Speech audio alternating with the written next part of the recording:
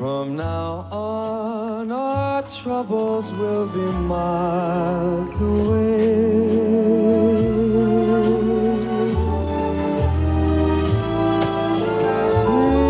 Here we are, as in olden days, happy golden days of yore.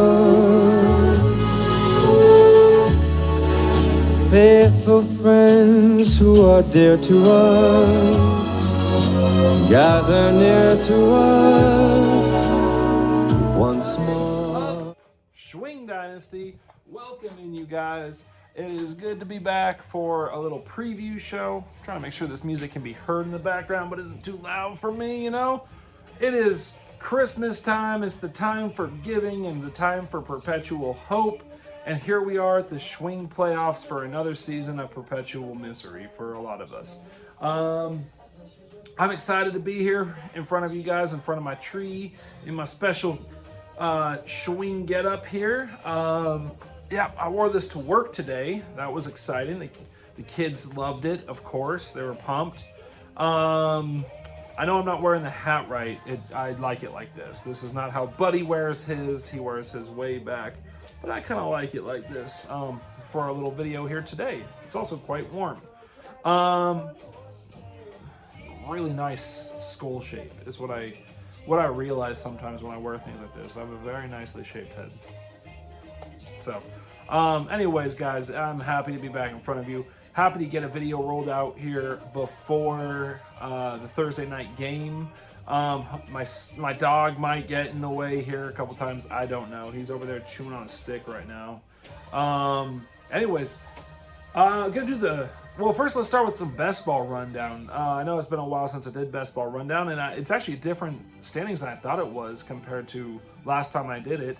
Daryl, way to go, buddy. Daryl's in first place with 2,569 points. He's Navidad. He's more than 100 points, 140 points more than second place Phil. So Daryl's in firm control of the best balls of the group. He's grasping his best balls so hard right now. Phil is in second, 24-25. Then JD coming in at 23-24. So only 100 points behind Phil and 240 points behind Daryl. Sean a little bit behind JD at 22.95, then me at 22.82.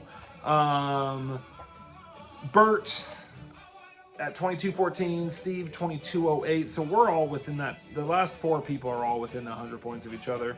Adam at 21.81, Lucas 21.56, and Mark. I don't think Mark did the draft, but he's at 1,891 points. That only puts him about 670 points off the lead. So keep going, Mark. You're fighting, buddy. All right, now let's look at the Schwing standings to end the season, the regular season Schwing standings. Lucas coming in last place with the least amount of points, 2,064. He dealt with a lot this year. Obviously, he lost Christian McCaffrey in a trade to me that did not help either of us really. He ended up with Antonio Gibson. Maybe helps him more in the future. I think that first round pick is the number one asset possibly in that move right now. I mean, I'm obviously hoping Christian McCaffrey comes back next year stronger. This is 2 years in a row. It's got me a little freaked out though. Antonio Gibson should keep going up, but I mean, at some point, he also just seems to be what he is in their offense. Maybe if they make a head coaching change, I don't know. You thought the guys that could use Christian McCaffrey the way they'd used him would use Antonio Gibson a little better. But anyway, so Lucas is coming in last place this year. Best chance odds for a nice ping pong ball for him to bounce his way and get the number one pick, obviously. Josh Lambo just alleged that Urban Meyer kicked him during a warm-up. He kicked his kicker. God, the Urban Meyer show, man. Wow. I love people saying him coming to Oregon. I was like, yeah, that obviously he did great in college, but don't you think the luster is a little bit less than it was before for him? So that's what I just saw pop up there. JD, 9th place. Hey, I had JD pegged for 10th place, so I consider this a win. 2,128 points, 60 more than Lucas, 64 points more than Lucas. Congrats, JD. That's better than I had you pegged, buddy. You know what's funny? I just realized this Lucas doesn't have the fewest points in the league in 10th place. Adam does, and he's in 3rd place, so we'll get to there. I just looked up the list to make sure JD was actually the 2nd least points, and he wasn't. Adam is the 3rd least points, so good job, JD. Next up is Mark in 8th place with 2,148 points. First time in the toilet bowl for Mark. We'll see how that turns out. He lost Russell Wilson for a while. He had some reasons why he was lower. Josh Jacobs didn't pan out the way he wanted. Joe Mixon's been awesome, though. Phil, 2163, heartbreaker in the final game of the season. Gave rise to the new COVID rules, Schwing playoff COVID rules. I'm going to turn this down. I don't know how loud it is for you guys. It's pretty loud for me. Got the Christmas songs playlist on my TV up here. Phil, heartbreaking end of the season. He's dealt with problems with Kareem Hunt. Alvin Kamara was out for a while. It's put him in a tough spot. Now he's finding himself in the toilet bowl. Daryl slides in to the playoffs on the backs of Phil's loss last week. 2,250 points. Good for 5th in the league. Yep, good for 5th in the league. And he ends up 6th. Next up is me, 2,382 points. That's the 2nd most points in the league this year. I'm happy with it because I feel like my entire team has been decimated by injuries throughout the year. Every person I feel like on my team has been injured. I don't know, other than Dak for this year. So I'm at 5th place though.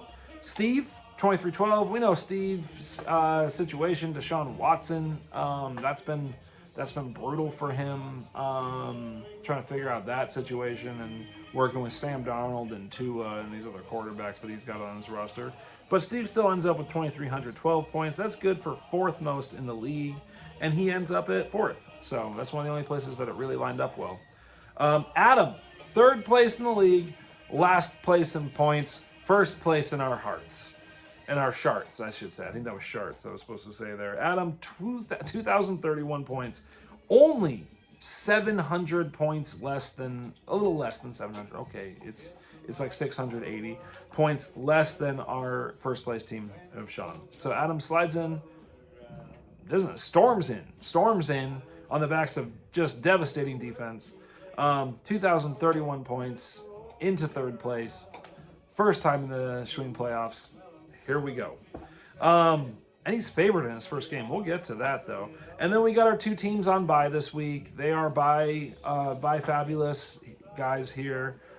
Bert, 2,364 points. Good for 3rd in the league. 2nd in the standings. 3rd in the league points-wise, points for. And Sean crushing the league at 2,716 points. Just a monster season. Pretty much, I feel like, I know he's not injury-free, but as close as any team could get this year, and his players produced who stayed in. Very good young running back room. And he comes storming in at 2,716 points. So, way to go, Sean. All right. And so those 2 are on bye this week, Sean and Bert. Now let's get started our game projections. We'll start with the toilet bowl. It's a good place to begin. We got, I'm going to go with the 7v10 game. That's Duck the V, Phil against Riddle Me This, Lucas. Phil just is devastated to find himself playing Lucas for the 2nd week in a row after Lucas is the one who broke his heart, ended his run at the Schwing playoffs in week 14, and handed Phil a loss. Now, Lucas is favored in this game too, 168 to 131. I think it's been about 17 years since Lucas hit a projection, but he's still favored by 37 points here. Phil has to replace Kareem Hunt in his lineup. The question is, will he? Can he? Does he have the heart? Can he recoup? Can he get back into any kind of a mode to want to step onto the field again? I've got Lucas winning this and Phil onto the toilet bowl final. I don't know what you call that. The toilet bowl depth, the depths of the toilet bowl, really swirling the hole at that point. Congratulations, Lucas. Your season is over after you beat Phil. That's the best we can say there. On to the 8v9 toilet bowl game. That is the Oregon Beer Force against Cali Style. This is the Doha Holdout Bowl. Mark versus JD. The only two guys in the league left in Doha. Daryl goes back and forth every now and then, but he's in Philly. So the Doha Holdout Bowl right now, brought to you by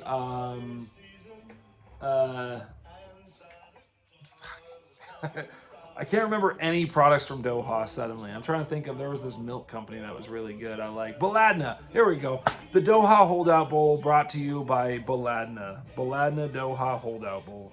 Right now, Mark is favored kind of big in this by 30 points, 178 to 148. Oh, the Beer Force against JD. And as much as we all want someone to rename Mark's franchise, particularly I would like to see someone rename Mark's franchise something really awesome and hilarious. I got him winning here. I think he wins here because of Joe Mixon in particular, playing great football. Russ is less limited than he used to be, I guess, and I think Mark gets the win, and JD is on to put in my projections on to face Phil in the depths of the toilet bowl for the Satan's Dildo Trophy, which is what I've called it this year. The Satan's Dildo Trophy goes to the loser of the toilet bowl, who has their team renamed by the winner of the Schwing playoffs. Though, here's the thing. I have Mark winning this. I have zero confidence in that. Mark could score 400 points this week for all we know. Or Mark could score 105 points and JD could beat him. So I think JD is going to get about 140, really close to his projection. And Mark will either just score 100 points or score 3,000 points. That's what Mark seems to do. That's what Mark's team seems to do. A lot of it has to do, I think, Josh Jacobs, his performance this week, and obviously the Seahawks receivers and the Seahawks D. So I got Mark winning this one, though. All right, now on to the main event here, the Schwing playoffs. 6 teams enter, 1 emerges. The last 2 years, the favorite has lost in the finals. Let's see if it happens again. Sean is the clear favorite entering these playoffs. Clear favorite. He's lost 2 games this year. Were they both to Steve? I don't know. I can't remember. But he's been dominant most of the year. His team's been dominant, and he is just happy to be out of the toilet bowl, I guess. I don't guess. I know he said that, and obviously. And he's at least on to the semifinal. But there's still 6 teams here, and it just takes one bad weekend for anyone to lose in this thing. And so let's start with the first opportunities for a bad weekend. That is number 3 versus number 6. Pickin' Jerry's Berries versus the Albuquerque Janes. I'm calling this the franchises who lost the rights to their... The franchises who lost their naming rights bowl. Brought to you by Maxi Tampax Stadium. Adams in the playoffs and favored here, guys, and favored 168 to 162. Favored to beat the Janes, send them packing for the season, and move on to the semifinal against Bert. I think that matchup would be playing Bert, and the 5-6 would be playing Sean. I don't know. I'd have to check that, but I'm pretty sure that's how this one goes.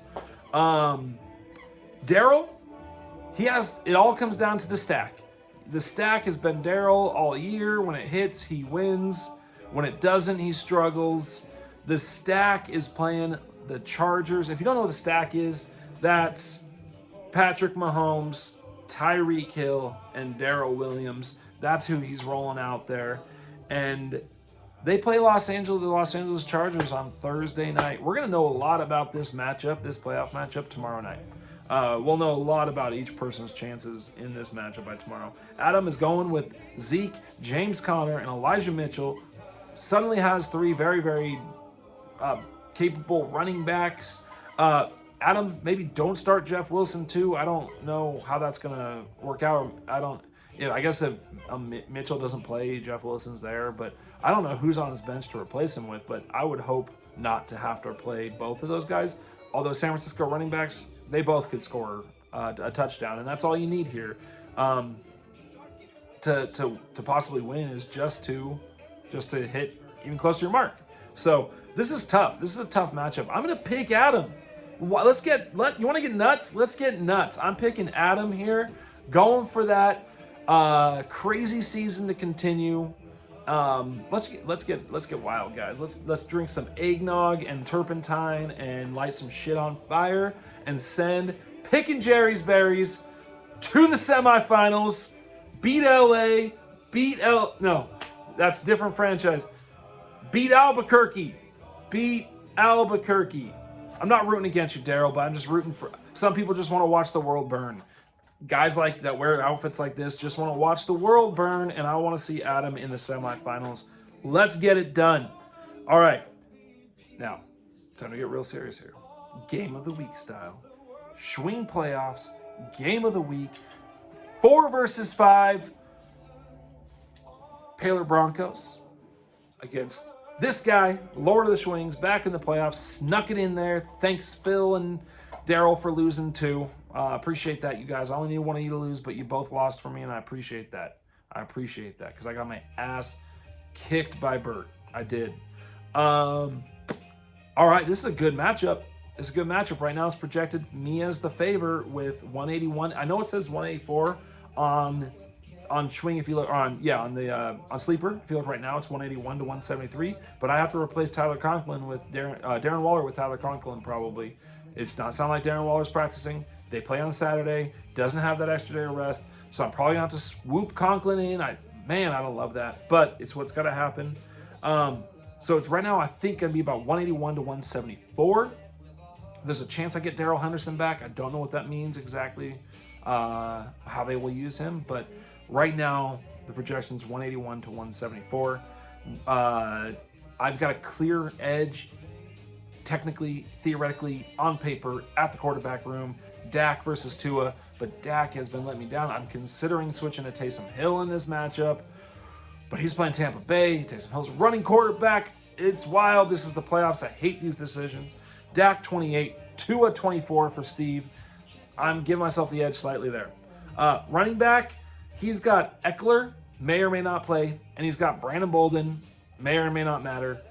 31 points combined between them is the projection, and I've got Saquon and David Montgomery. Good enough to get it done this week. 40 points for me is the projection.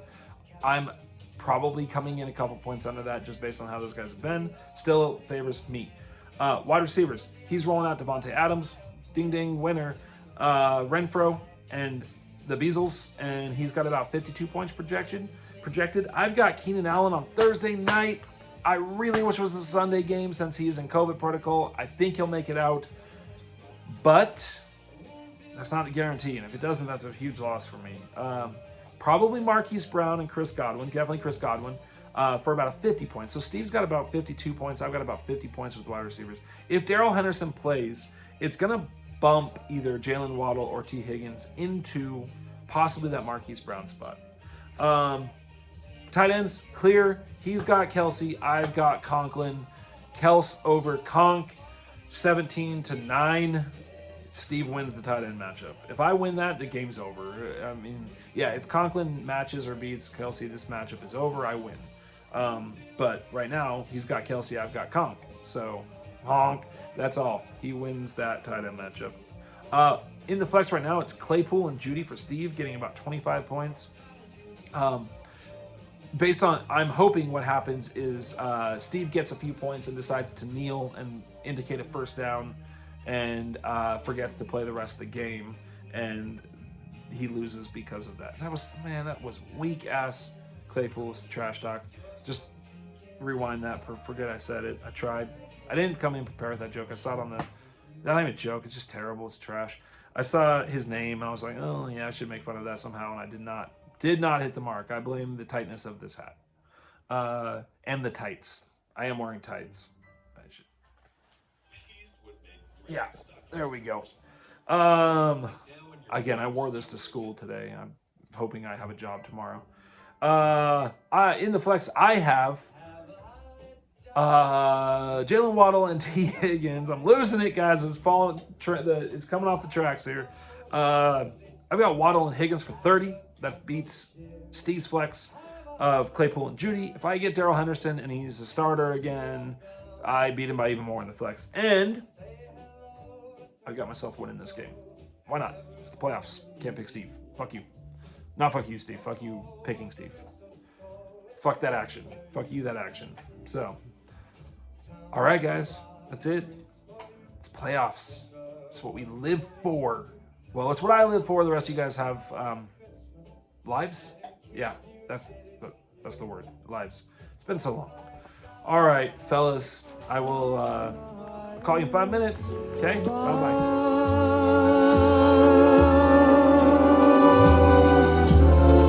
And have yourself a merry little Christmas now.